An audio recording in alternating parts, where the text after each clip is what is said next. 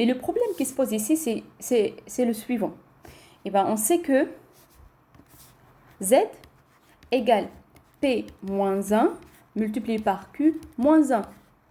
Or, P et Q, ce sont de préférence deux entiers, ce sont deux nombres premiers de préférence très grands, dans l'objectif d'augmenter la protection du chiffrement. Et si P et Q sont deux entiers très grands, alors Z est aussi un nombre très grand.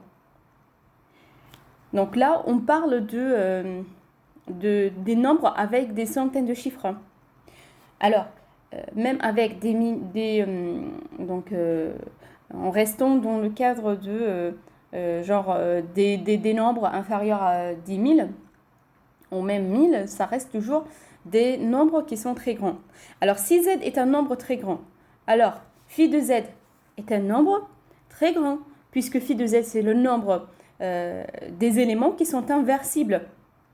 C'est-à-dire le nombre d'entiers qui sont premiers avec Z. Alors, si phi de Z est un nombre très grand, la question qui se pose ici, c'est comment calculer la puissance d'un nombre, sachant que cette puissance est très grande. Le tout mod Z. Alors ici, il y a pas mal de méthodes, mais là, je vais vous montrer une technique permettant de calculer les grandes puissances modulo n. Donc, je vous invite à noter cette technique. Donc, calculer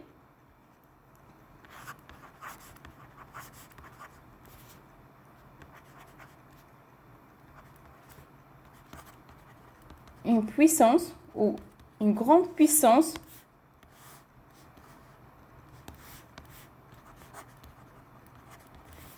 modulo n.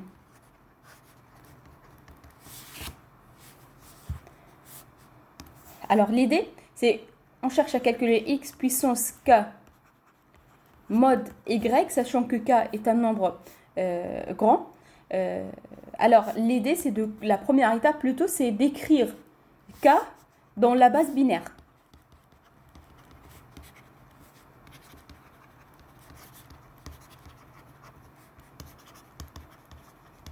Alors, une fois on a écrit k dans la base binaire, on pourra écrire k sous la forme de la somme de i égale 0 à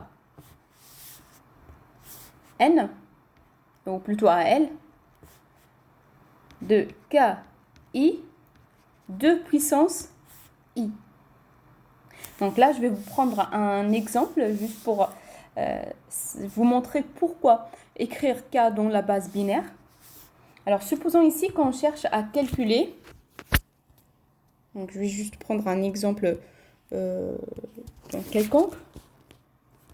Alors, imaginons qu'ici, on veut calculer 17 puissance 154 mod 100. On peut aussi l'écrire, 17 puissance 154 mod. Donc. Alors, est-ce que ici on doit calculer tout d'abord 17 puissance 154? Eh bien non, parce que c'est très difficile de trouver 17 puissance 154, sauf si on utilise un programme. Donc un programme informatique, bien sûr. Eh bien, l'idée, tout d'abord, c'est d'écrire la puissance dans la base binaire. Juste libérer un peu d'espace.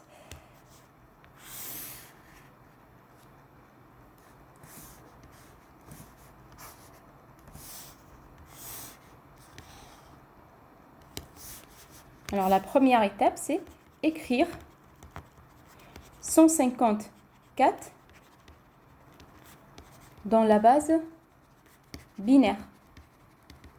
Alors, 154, c'est dans la base décimale. Pour passer de la base décimale à la base binaire, on divise par une méthode parmi plusieurs, c'est de diviser plusieurs fois par la base binaire jusqu'à ce qu'on trouve un quotient nul. Alors, 154, on divise par la base binaire, c'est-à-dire on divise par 2. Je crois qu'ici, j'ai plus d'espace. Alors, voilà.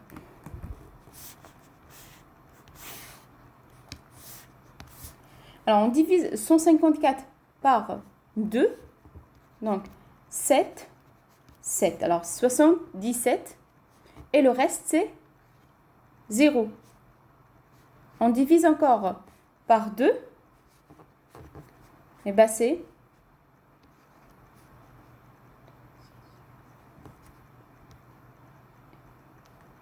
donc 38.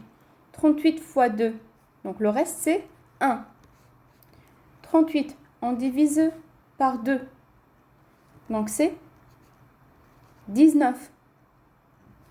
19 fois 2, donc 38, le reste, 0. 19, on divise par 2. Donc, c'est 9. 9 fois 2, 18. Alors, le reste, c'est 1. 9, on divise par 2.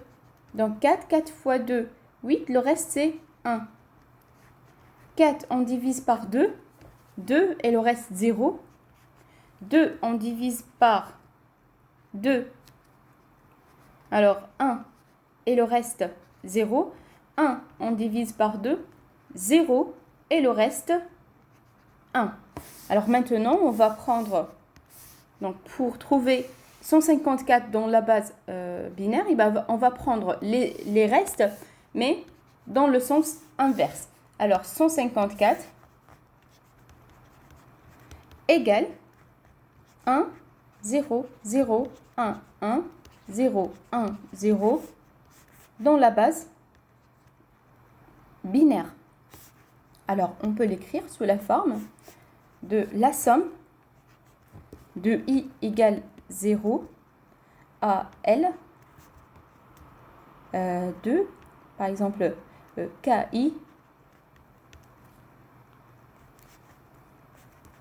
2 puissance i. Sachant que KI, ce sont les chiffres. Et bien, c'est ici, on a K0, K1, K2, K3, K4, K5, K6 et K7. C'est-à-dire L égale 7. Donc ici, on a... Alors, qui est égal? Et bien, pour 0, donc c'est 0 multiplié par 2 puissance 0, alors 0, plus 1, donc 1 fois 2 puissance 1, donc 2, plus donc 0 fois 2 puissance 2, plus là on a 2, donc 1 fois 2 puissance 3, plus 1 fois 2 puissance 4, plus 0 fois 2 puissance 5, 0, 0 fois 2 puissance 6, 0, et 1 fois 2 puissance 7.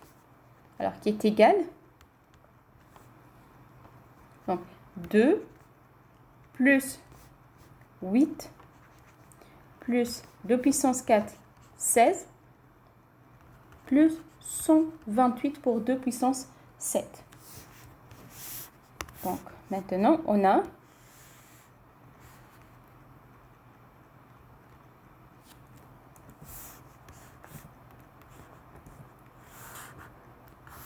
voilà, donc 154 égale 2 plus 8 plus 16 plus 128. C'est-à-dire 17 puissance 154 égale 17 puissance 2 multiplié par 17 puissance 8 multiplié par 17 puissance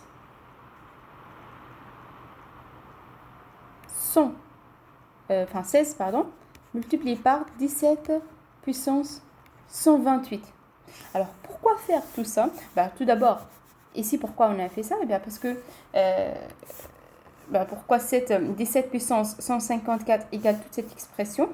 Parce que a puissance n multiplié par a puissance m égale a puissance n plus m, c'est-à-dire 17 puissance 2 multiplié par 17 puissance 8 multiplié par 17 puissance 16 multiplié par 17 puissance 128 égale 17 puissance 2 plus 8 plus 16 plus 28, 128 qui est égal 154. Alors maintenant, pourquoi faire tout ça?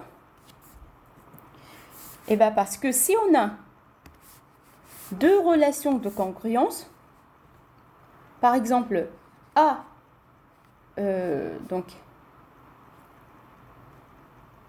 A puissance, plutôt A et B sont congrus modulo n, C et D sont congrus modulo n, alors on pourra avoir A multiplié par C et B multiplié par D sont congrus modulo n. Autrement dit, ici, on va chercher 17 au carré mode 100, ensuite 17 puissance 8 mode 100, après 17 puissance 16 mode 100 et 17 puissance 128 mode 100. Une fois on a les quatre termes, et ben on pourra juste les multiplier et pour trouver 17 puissance 154 mode 100. Alors, on va passer à l'application.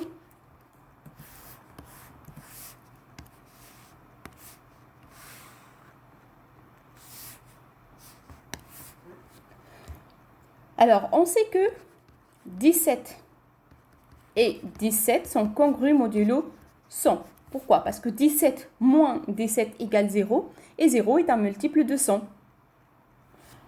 Alors, si 17 et 17 sont congrus modulo 100, et bien 17 au carré qui est égal 17 multiplié par 17 mode 100,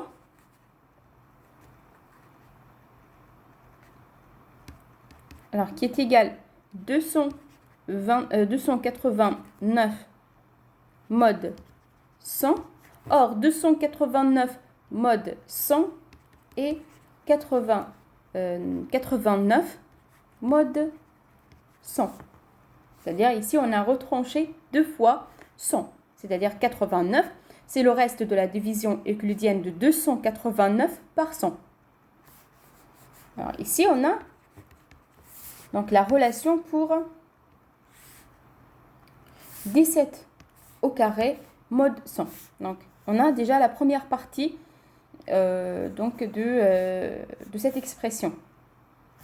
Alors ensuite, comment peut-on trouver 17 puissance 8? Eh bien, on a 17 puissance 4 égale 17 au carré multiplié par 17 au carré, le tout mode 100. Or, on a déjà 17 puissance 17 au carré et 17 au carré. Donc déjà, cette partie, je pourrais déjà m'enlever. Alors, donc 17 au carré, d'après cette expression, c'est 89. Et donc, mode 100, multiplié par 89, mode 100. Si on calcule 89 fois 89, alors ça donnera 7921, mode 100, qui est égal 21, mode 100. Alors, on a 17 puissance 4. Or, nous, on a besoin de 17 puissance 8. Et bien, par la même méthode, c'est 17 puissance 8 qui est égal 17 puissance 4 multiplié par 17 puissance 4. Or, 17 puissance 4 égale 21 mode 100. Alors, ici, on va juste remplacer par 21 mode 100.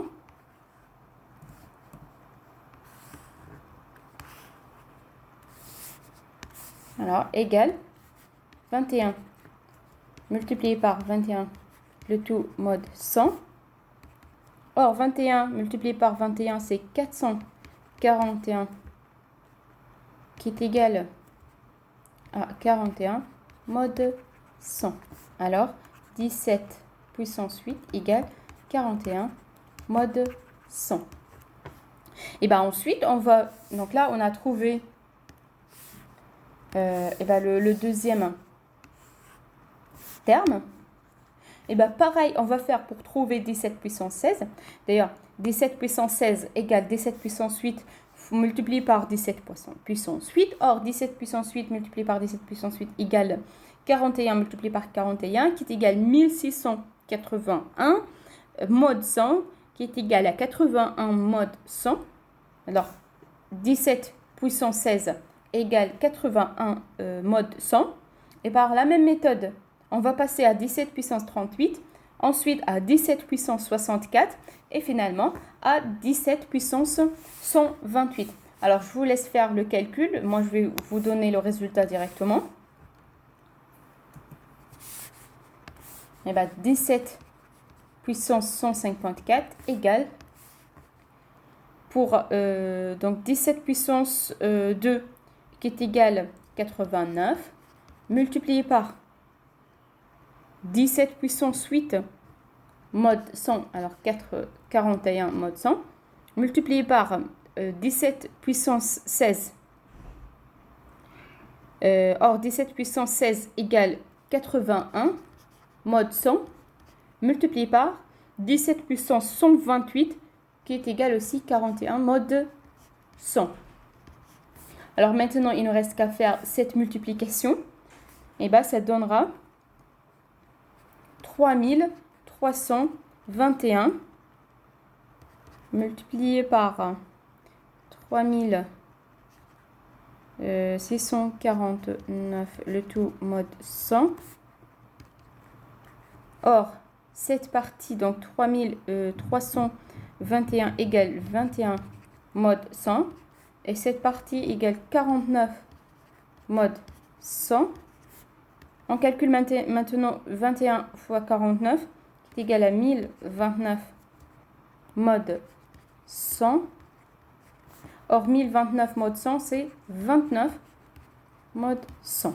Donc voilà, on a réussi à calculer 17 puissance 154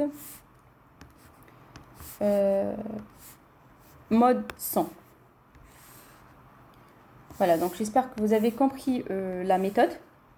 En tout cas, on va l'appliquer encore une fois pour calculer donc deux clés, une clé privée et une clé publique.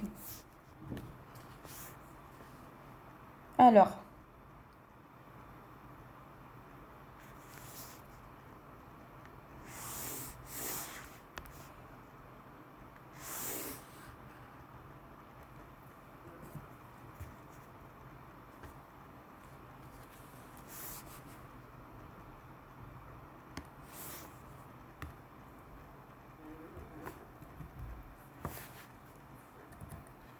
ici, voilà, donc on est arrivé ici. Et ben, on va prendre un exemple. Donc, on va choisir deux entiers premiers. Donc, 47 et 71. Pardon. Alors, on va calculer le tout ensemble. Alors, exemple. Donc, pour calculer les deux clés pour l'algorithme RSA. Donc, exemple pour l'algorithme RSA. Alors, on va commencer par calculer les clés. Et bien, pour calculer donc, la clé publique,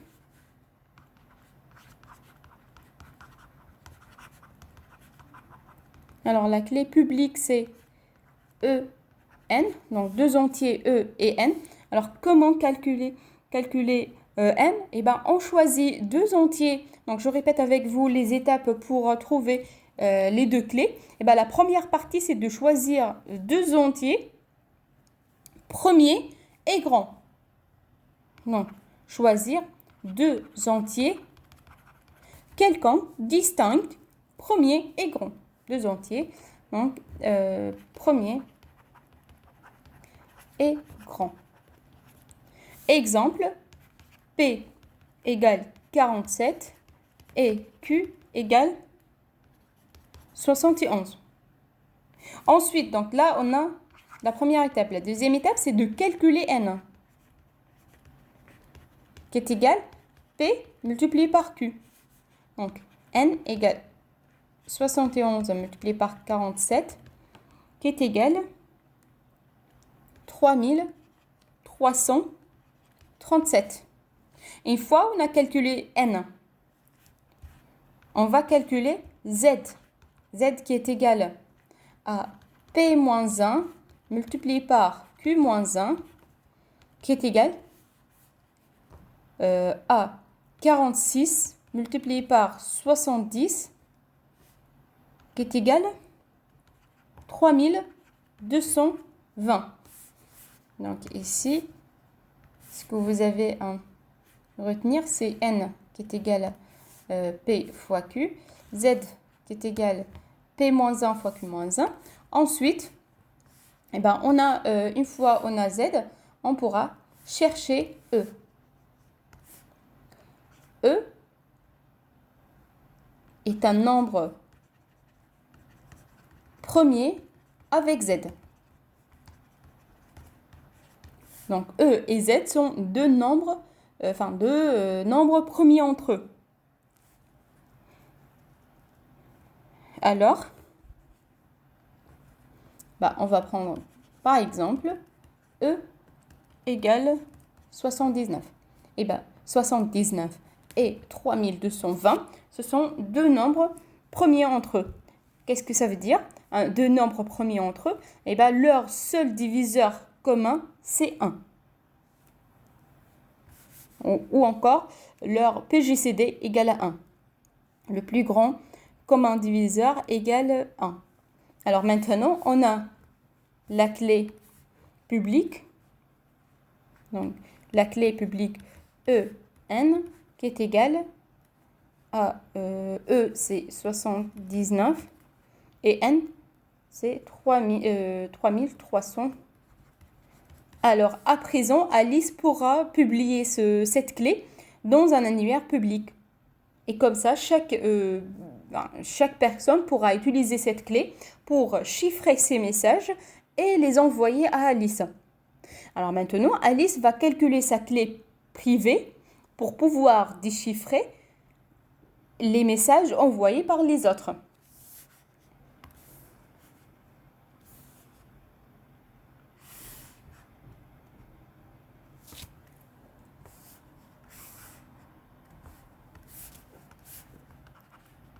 Alors, la clé privée,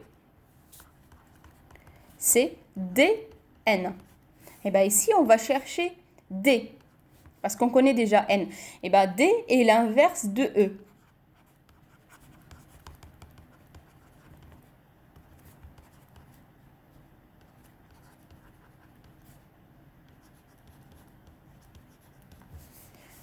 Or, puisque E et Z sont premiers entre eux, alors E est inversible. D'accord? Donc, E est inversible car il est premier avec Z. Donc, ça, c'est d'après le théorème d'Euler.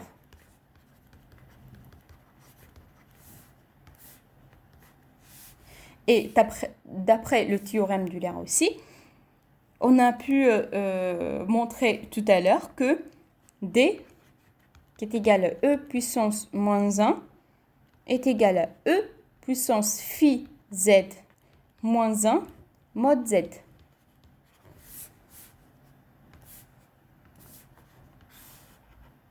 Donc voilà, on a D qui est égal à E puissance le nombre d'Euler moins 1 mod Z. Alors pour pouvoir calculer D, on a déjà E, et ce qui reste à faire, c'est de calculer phi Z.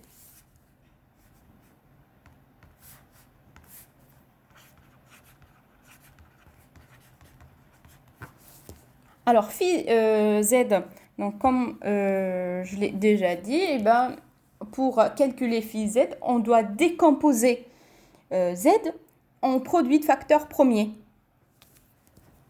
Donc, z qui est égal 3220. Alors, on va décomposer. Qu'est-ce que c'est décomposer un nombre en produit de facteurs premiers? Eh ben, c'est le fait de le diviser ou de réaliser, de le diviser plutôt, ou à vrai dire, donc c'est de réaliser des divisions euclidiennes par les nombres premiers dans l'ordre croissant. C'est-à-dire, on prend le nombre, on le divise par le premier nombre premier qui est 2.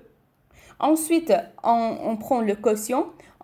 Si il est divisible par 2, eh ben on le divise par 2. Sinon, on passe à 3. Ainsi de suite jusqu'à ce qu'on trouve un quotient qui est égal à 1 à la fin. Alors, 3220 est divisible par 2. Eh ben, on divise par 2, ce qui donne 1610. 1610 est aussi divisible par 2. Alors, on divise par 2, ce qui nous donnera 805. 805 n'est pas divisible par 2 parce que son chiffre d'unité n'est pas pair. Maintenant, est-ce que 805 est divisible par 3? Alors, on fait la somme 8 plus 5. Or, 8 plus 5 égale 13 et 13 n'est pas divisible par 3. Alors, on passe à 5. On sait que 805 est divisible par 5 puisque le chiffre de ses unités égale 5. Or, un nombre est divisible par 5 si son chiffre des unités est égal à 0 ou 5. Alors, dans ce cas, si on divise par 5, donc ça nous donnera 161. 161, on divise par 7 parce que 161 n'est pas divisible par 5, il est divisible par 7, ce qui donnera 23. Or, 23 est un nombre premier, et ben on va diviser par 23, ce qui nous donne 1, un quotient qui est égal à 1. Et là, on arrête le processus et on dit que z égale le produit de tous ces facteurs premiers. Donc, c'est 2 fois 2, alors 2 au carré, multiplié par 5, multiplié par 7, multiplié par 23.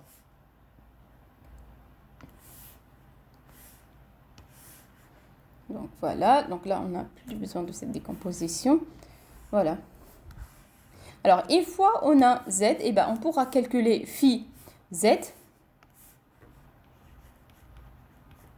Comme je l'ai dit tout à l'heure, eh ben, on prend les facteurs premiers de z et à chaque fois on prend le facteur en retranche 1, on multiplie par le facteur et on retranche 1 de sa puissance, donc 2 moins 1. Multiplié par ici, donc 5 moins 1, multiplié par 5. 5 est à la base puissance 1. Alors 1 moins 1, ce qui nous donnera après 5 puissance 0, multiplié par 7 moins 1 fois 7 puissance 1 moins 1, multiplié par 23 moins 1 fois 23 puissance 1 moins 1. Alors, maintenant, si on calcule le tout, et ben, ça donnera 1056. Alors, il y a 1056 nombres inversibles. Alors, ici, donc une fois on a calculé phi de z, et ben, on va revenir ici pour, on a E, on a phi de z. Et parce qu'il reste, c'est juste de calculer. Alors, on a dit phi de z égale à 1056. Alors, D égale E, donc 79, puissance 1056, moins 1, mod z, qui est égal à 79, puissance 1055, mod z. Voilà. Or, maintenant, la question qui se pose, c'est comment calculer 79 puissance 1055? Quand même, c'est une très grande puissance, donc c'est pas évident de la calculer. Et là, on va utiliser la méthode que je vous ai montrée tout à l'heure. On va commencer d'abord par décomposer 1055. Pardon, c'est pas décomposer, c'est plutôt de l'écrire dans la base binaire.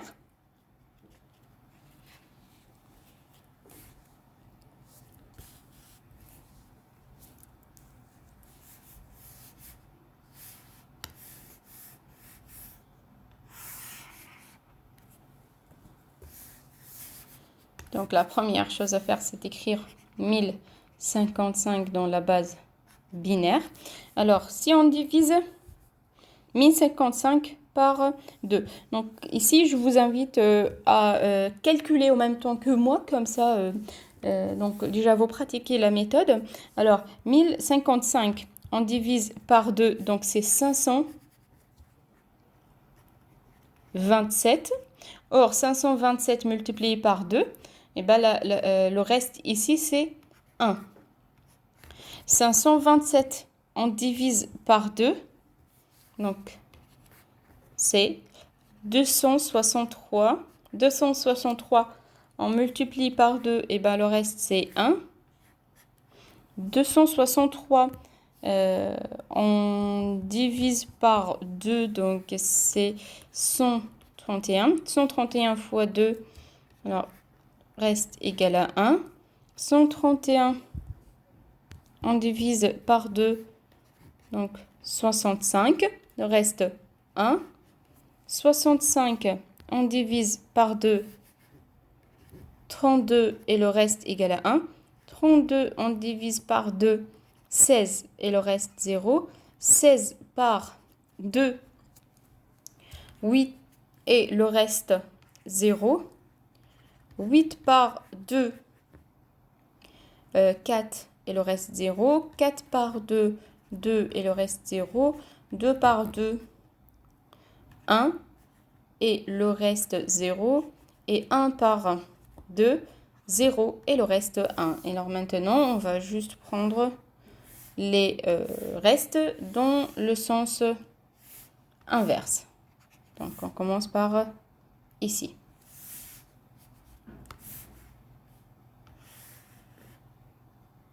Alors, ce qui veut dire que «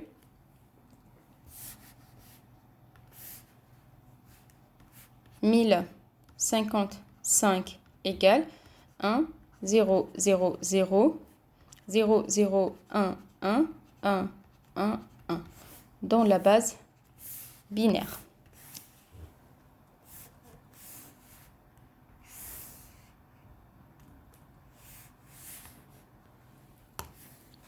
Alors, 1055 égale, alors 1 fois 2 puissance 0,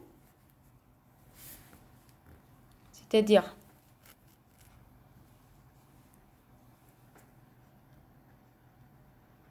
1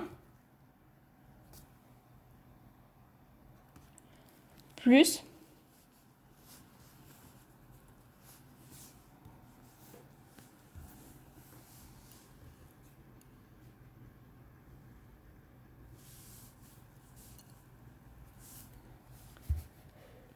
alors, donc ici on a la puissance 2 puissance 0, ensuite on a 1 multiplié par 2 puissance 1, plus 1 fois 2 puissance 2,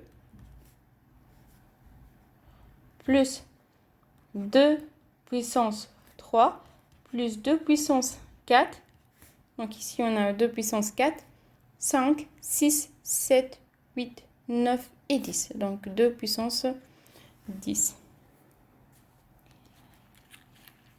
Donc ensuite, je vous laisse faire le calcul.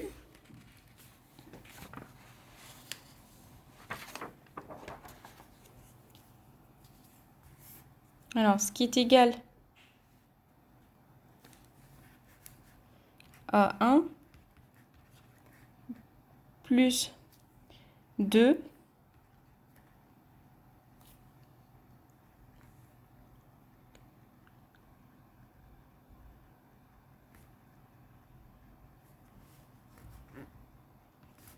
4 plus 8 plus 16 plus 1024. Ah bon, alors l'idée ici c'est d'écrire donc 79 puissance 1055 sous la forme de 79 puissance 79 multiplié par 79 au carré multiplié par 79. Vérifiez avec moi le calcul. 79 puissance 8 multiplié par 79 puissance 16 multiplié par 79 puissance 124.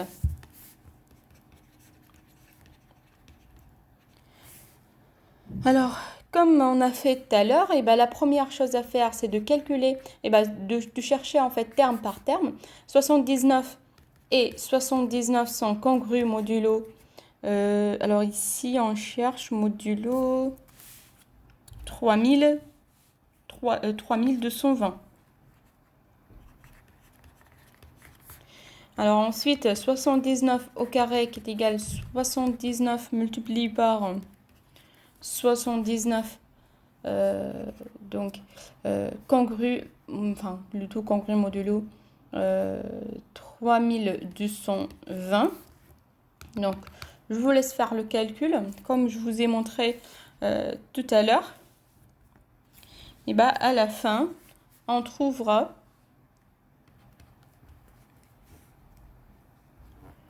donc 1019 mode 3220, pardon. Voilà. Et la clé privée égale 1019 et n qui est égal 3337. Donc là, on a la clé privée et la clé publique.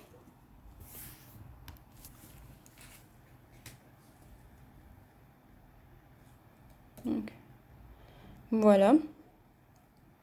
Donc la clé secrète est, c'est-à-dire la clé privée est 1019 et 3337. Alors maintenant, si on veut chiffrer M, qui est un message qui est égal à cette quantité, pour chiffrer M, l'idée c'est de décomposer M en blocs de taille inférieure à la taille de N. Or, la taille de N égale 4. Alors là, on va décomposer M en blocs de 3 chiffres, ce qui donne 688, 332, 668 et 3 à la fin. Là maintenant, on va crypter donc ces blocs. Alors en commençant bloc par bloc et en utilisant bien sûr, alors voilà, donc ces deux formules. Donc la première, plutôt pour chiffrer, on va écrire M puissance E mode N en utilisant la clé publique. Alors pour crypter 688, alors 688 puissance E mode N qui est égal à 1570. Et pour décrypter 1570, pour voir est-ce qu'on a bien calculé les deux clés, on fait 1570 puissance D mode N qui est égal à 688. Alors, on a revenir au message initial. Donc, finalement, le cryptage ou le chiffrement de M va nous donner ce message.